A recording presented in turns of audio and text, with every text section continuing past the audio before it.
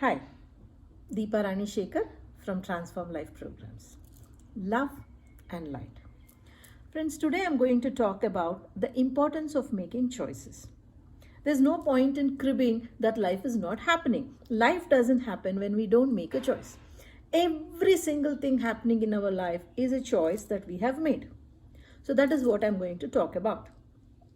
Before that, if you still haven't subscribed to my channel, it's a loving request, a kind request for you to press the bell icon and subscribe to my channel. If you've already done so, I'm obliged. If not, please do the honors so that you will get the intimation of every video that is released ASAP. So thank you, friends. So now let me take you through what I want to tell you. Let me start with a story.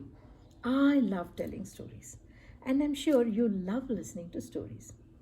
This is about a story of an old lady who was aged over 90 years.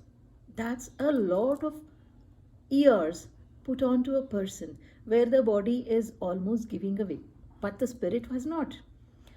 So, this lady had lived in her home with her husband for 70 years. She was married for 70 years. Her husband had died, and she chose to step out of the house and go into an old age home for practical purposes. She had taken the decision to make the rest of her life comfortable and easy.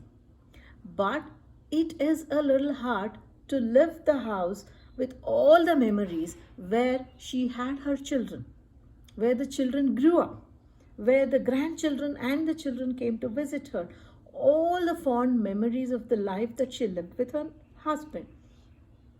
To leave all this behind and go, it's a hard journey. But she chose to because she needed to be comfortable in the rest of the days that she was going to live. So she just took all that was in her home. One last time she looked it up. She touched it, all the artifacts that were dear to her. She touched it, felt it. She brought to mind all the memories that the artifact held.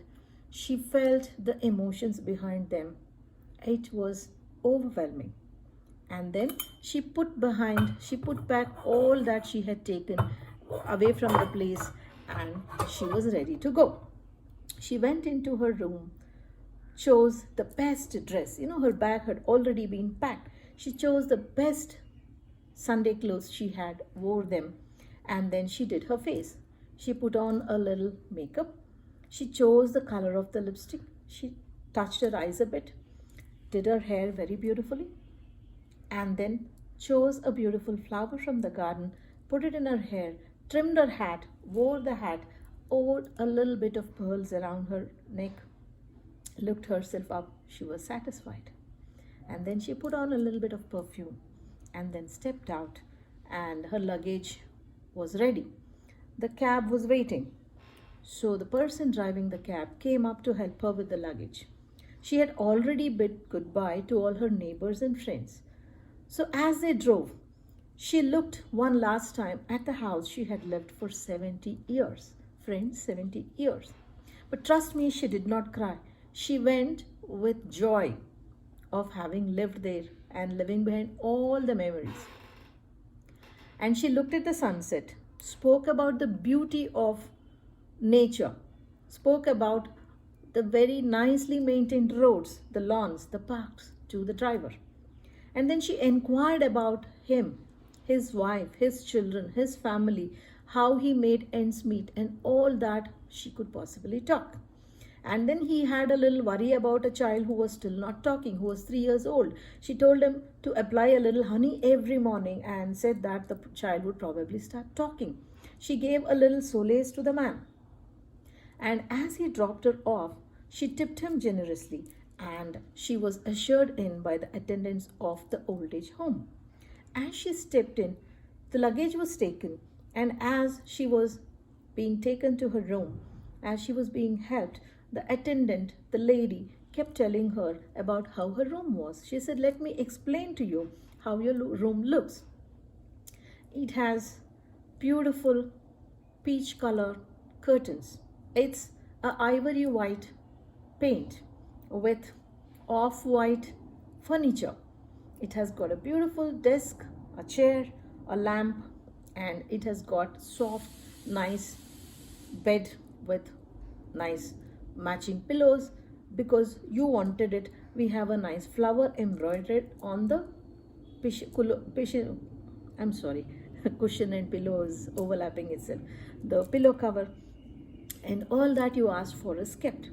All that she had was clutching the family photograph with her and a little bit of whatever was dear to her. She said, I love my room. The attendant said, wait, I have not even finished. She said, doesn't matter. How the furniture is, the color of the furniture, the way it is arranged, nothing matters because I have decided to love the room I'm going to live for the rest of my life. The attendant was surprised.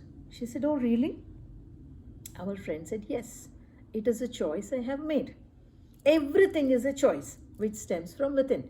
When you make a choice to be happy, everything on the outside falls in place. So I have made a choice to be happy. Friends, remember, being sad doesn't need any effort. It comes easily. But being happy is an effort, a choice you make. Being positive is a choice. Negative thoughts creep up on their own.